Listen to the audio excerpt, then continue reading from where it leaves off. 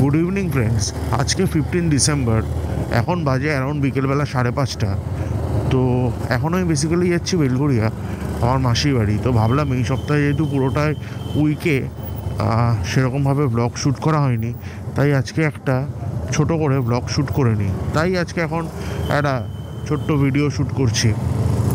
তো আমরা বেসিক্যালি আজকে কিন্তু বেলঘরিয়া এক্সপ্রেসওয়ে দিয়ে যাচ্ছি না, আজকে আমরা যাচ্ছি দমদম রোড দিয়ে। তো দমদম রোড দিয়ে গিয়ে বিটি রোড হয়ে বেরিয়ে যাব। বেলঘরিয়া এক্সপ্রেসওয়ে দিয়ে গেলে কিছুদিন যাবৎ এয়ারপোর্ট 1 নম্বরে যা জ্যাম হচ্ছে, ওই জ্যামের জন্য মানে 1 নম্বর থেকে পুরো 2.5 নম্বর অবধি জ্যাম থাকছে টানা। আজকে যদিও রোববার, কিন্তু তাও সেই রিস্কটা নিলাম না, মানে ভীষণ জ্যাম হচ্ছে। তো দেখি যাই আপাতত। আর আপনারা আমার সাথে ভিডিওটায় থাকুন আর দেখতে থাকুন আজকের ব্লগটা। এখানে কিছু একটা অনুষ্ঠান হচ্ছে দমদম রোডে, যদিও বা এটা আবার নতুন হয়েছে। এটা আবার নতুন হয়েছে মেলা বাগান ব্যাঙ্কোয়েটস। আজকে আমার সাথে আমার মাও আছে, যাচ্ছি বেসিক্যালি আমার মাসির বাড়ি। তো একটু দরকার, কিছুক্ষণের মধ্যেই চলে আসবো। এখানে 2 দিন বাদে বাদেই কিছু না কিছু একটা অনুষ্ঠান হয়। এই খাইবার সেল, বাবা কি হচ্ছে কে জানে। এখানে এই দমদম রোডটার কি হয়েছে, দমদম রোডটাই মাঝখানে এই যে ব্রিজটা দিয়ে এলাম, এই ব্রিজটা তো মাঝখানে ভেঙে ফেলে নতুন করে বানানো হলো। তখন ওই দমদম রোডটা মোটামুটিভাবে লোকাল গাড়ি ছাড়া বন্ধই ছিল, বাস ফাস চলছিল না। এবার সেই ফাঁকে আশেপাশের যত দোকানদার, বাজারের যত সেলার, তারা সবাই আস্তে আস্তে রাস্তাটার উপর উঠে এসছে।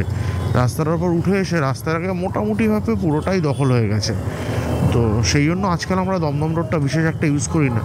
আজকে অনেকদিন বাদেই দমদম রোডে এলাম, ভাবলাম দেখি আজকে দমদম রোড দিয়ে গিয়ে।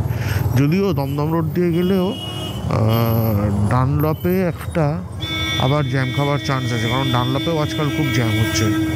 কোথায় হচ্ছে না সেটাই হচ্ছে ঘটনা, জ্যামটা। এর পেছন পেছন এখন চলো, কে যে কোথায় গাড়ি ঘোড়ায়। এটাকে ওভারটেক করি তো। অনেকক্ষণ ধরে অত বড় ট্রাকের পেছনে দেখাও যায় না কিছু ঠিক করে, অসুবিধা হয়। তাও আছে দমদম রোডটা খালি, রোববার বলে তার মধ্যে আছে। আর ঠান্ডা পড়েছে, গত 2-3 দিন ধরে ভালোই ঠান্ডা পড়েছে। আজকে বোধহয় তার মধ্যে সব থেকে বেশি 10-11 টেম্পারেচার হবে। আমাদের কাছে 10-11 টেম্পারেচারে অনেক, মানে বেশ ঠান্ডা।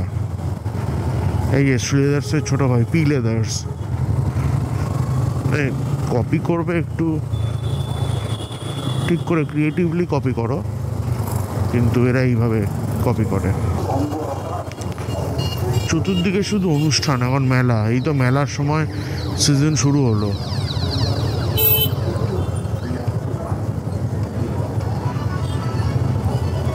এইখানে একটা মোমোর দোকান আছে, ভালো মোমো বানাতো, কিন্তু এখন ওরকমভাবে দোকানটা অর্ধেক দিন বসে না ছেলেগুলো।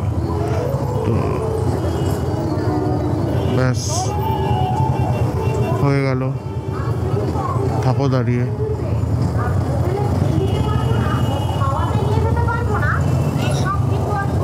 থুতু ফেলতে ফেলতে যাচ্ছে, অবশ্য এদের থেকে আর কী বা লোকে এক্সপেক্ট করবে। আর এই এক জায়গা, একটা রাস্তার একটা সাইড সম্পূর্ণ অটোর দখলে। এটা শুধুমাত্র এখানেই হতে পারে।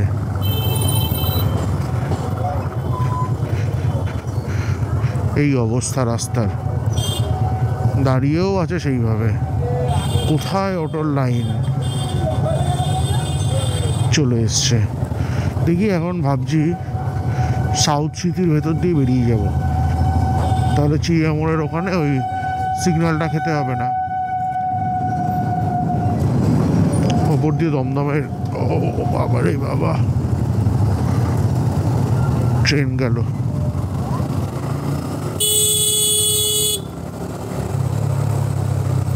রাস্তা খালি আজকে, এখানেও বাজার সেরকমভাবে বসেনি আজকে।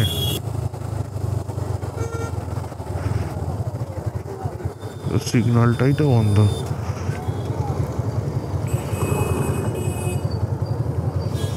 দাঁড়াই এখানটায়।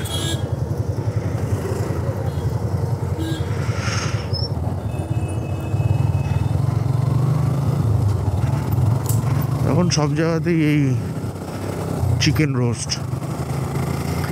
রোস্ট আর কাবাব, এইটা এখন খুব মানে এই ফুডটা সবাই আজকাল বোধহয় খুব খায়। সব জায়গাতেই চিকেন রোস্ট, নাহলে কাবাবের একটা দোকান, আইদার বিরিয়ানি না হলে এই দোকান। তো প্রচুর বিয়েবাড়ি আছে, সব বিয়েবাড়ির উদ্দেশ্যে এগুলোকে সাজিয়ে রেখেছে। বিচার চাই, রাস্তায় কাঁদছে বিচার চাই, বিচার, এখানে সব বিচার চাই লিখে রেখেছে রাস্তার মধ্যেখানে, তাই বললাম আর কি কথাটা। বিচার রাস্তায় কাঁদছে, তো সুন্দর বিচার।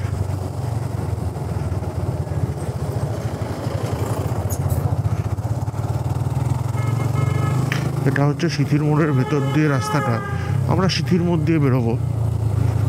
তাতে কি চিড়িয়ামোড়ের পরে আরও 2-4টে কুচকাচ সিগনাল, এগুলোকে অ্যাভয়েড করে ভেতর দিয়ে বেরিয়ে এলাম। রাস্তা যে কম হলো তা নয়, কিন্তু এই সিগন্যালগুলোয় দাঁড়াতে হবে না, সেই একই ব্যাপার। এই রাস্তা ভরার খালি, মানে সে যেখানেই যায়, এই রাস্তাটাও যে খুব খালি থাকে অন্যদিন তা নেই। এই রাস্তায় যেটা মেন উৎপাদ হয় সেটা হচ্ছে অটোর, সেখানে অটোও সেরকম একটা কিন্তু নেই। এত গাড্ডা, এখানেও বাম্পার আছে 2 বা 3টে, কোনোটা মার্ক নয়। গাড়িটাকে লক্ষ্য করলে পর তখন বোঝা যাবে। এই জন্য অচেনা রাস্তায় বাম্পার বোঝার ভালো উপায় হচ্ছে কোনো একটা গাড়ির পেছনে থাকো, তুমি তাহলে আনমার্ক বাম্পার হলেও খুব একটা মিস করবে না। কাকা তো মোটামুটি ফোনে কথা বলতে বলতে দুনিয়া ভুলে গেছে। এই সিথির মোড়ের ক্রসিংয়ে চলে এলাম।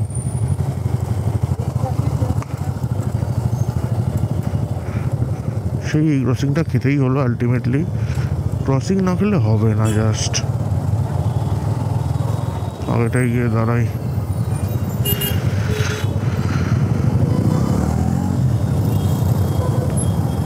ছাড়েই তো নেই, বাহ সবাই চলে যাচ্ছে যখন, না যাই, ছেড়ে দিয়েছে।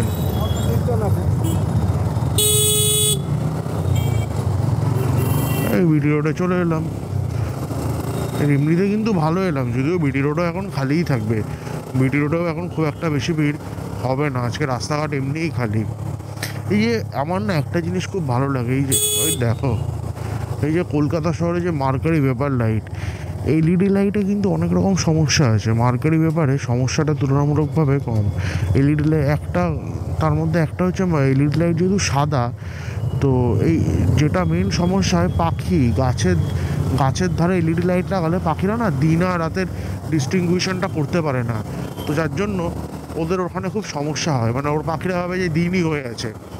এলইডি লাইটে আরেকটা সুবিধা আছে, ইলেকট্রিসিটি কনজাম্পশনটা কম, যেটা এই লাইটে অনেক বেশি। কিন্তু এই লাইটটা সামহাও, আমি ছোটোবেলা থেকে এরকম লাইট দেখে আসছি আমরা, আর এই কালার টোনটা খুব ভালো রাস্তার জন্য। দেখো কোথায় যাবে ওদিকে গিয়ে।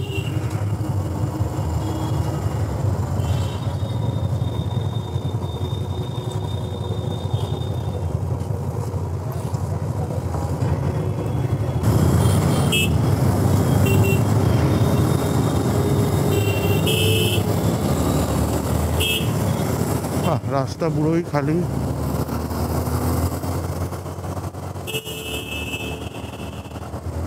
সুন্দর রাস্তা। এইরকম যদি রাস্তা থাকতো বিটি রোডে রোজ দিন, তাহলে তো হয়েই গেছিল।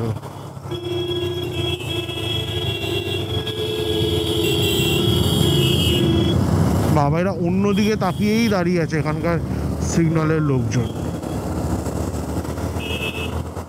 একটা ক্লাসিক অনেকক্ষণ ধরে একা যাওয়ার চেষ্টা করছে, যা ভাই হাড়গোড় খুলে যাবে।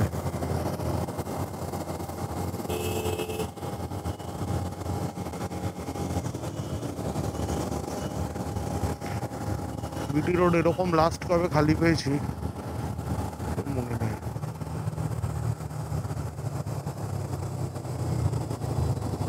সোজাই চলে এলাম, ঠিক আছে, কোনো চাপ নেই।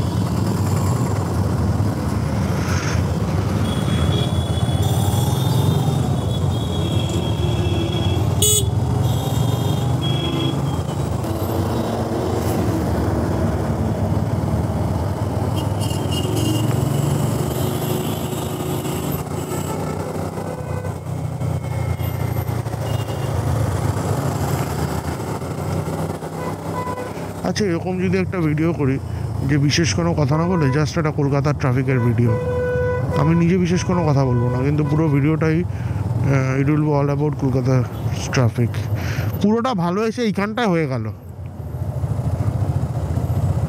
মানে পুরো ভিডিওটা শুধু কলকাতার ট্রাফিকের বিষয়ে থাকবে। আমি নিজে হয়তো কি নিজে কোনোই সেরকম কথা বলবো না, টুকটাক কিছু।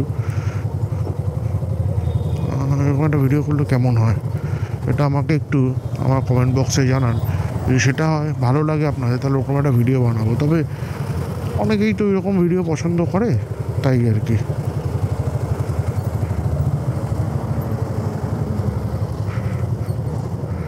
এই হচ্ছে কলকাতার ট্রাফিকে গাড়ি চালাবার উপায়। বাবারে,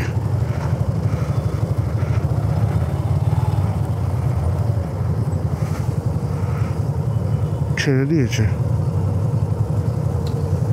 এর মধ্যে আবার লোকও আছে, সেলার ছাড়েনি।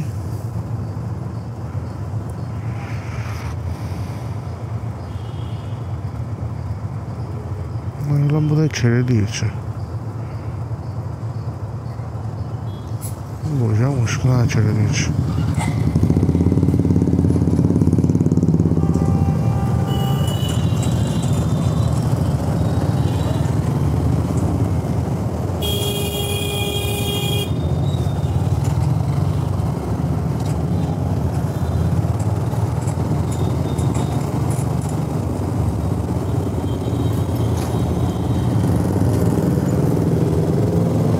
যাক, ডানলপে আজকে বেশিক্ষণ দাঁড়াতে হয়নি। আগের দিন এই সপ্তাহে বুধবার, লাস্ট বুধবার, ডানলপে অবস্থা খারাপ করে দিয়েছিল। ডানলপেই দাঁড়িয়ে প্রায় 40 মিনিট, আধ ঘন্টা থেকে 40 মিনিট। সেদিন সোদপুর যাচ্ছিলাম 4 চাকা নিয়ে, তো ডানলপেই প্রায় অতক্ষণ দাঁড়িয়েছিলাম। প্রচুর সময় লেগে গেছে, দুপুরবেলা 1টা 12টার সময়। ওই সময় অত জ্যাম কী করে হলো ভগবান জানে। তো যাই হোক, আজকে মোটামুটি বেরিয়ে গেছি আজকে। ফেরার সময় গলি দিয়ে ফিরবো। ফেরার সময়টা হয়তো আর রেকর্ড করবো না।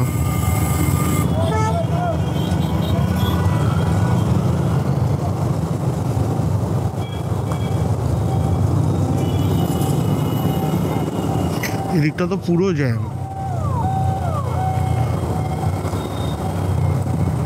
সেইখানটা ওই সাইডটা দিয়ে বেরিয়ে গেলে পরে এই জ্যামটাও কাটিয়ে দেওয়া যাবে, কিন্তু এখানে অব্দি আসতেই তো জ্যাম খাইতে হবে।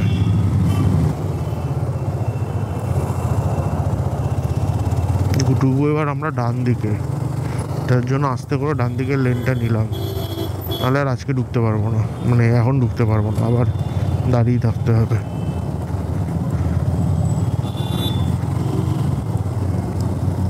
সুন্দর রাস্তা, ওভারঅল ভালো এসছি। মানে বিটি রোড দিয়ে আজকে বেলগুড়ি এক্সপ্রেসওয়ের থেকে অনেক বেটার এসেছি। বেলগুড়ি এক্সপ্রেসওয়েতে ঠান্ডাও লাগতো, বরং বিটি রোডে সেই তুলনায় ঠান্ডা কম, রাস্তা খালি। যাই হোক, আজকের ভিডিওটা এখানেই শেষ করলাম। আপনাদের যদি ভিডিওটা ভালো থাকে তাহলে ভিডিওটা লাইক আর শেয়ার করতে ভুলবেন না, আর আমার চ্যানেলটা সাবস্ক্রাইব করতে ভুলবেন না। ধন্যবাদ।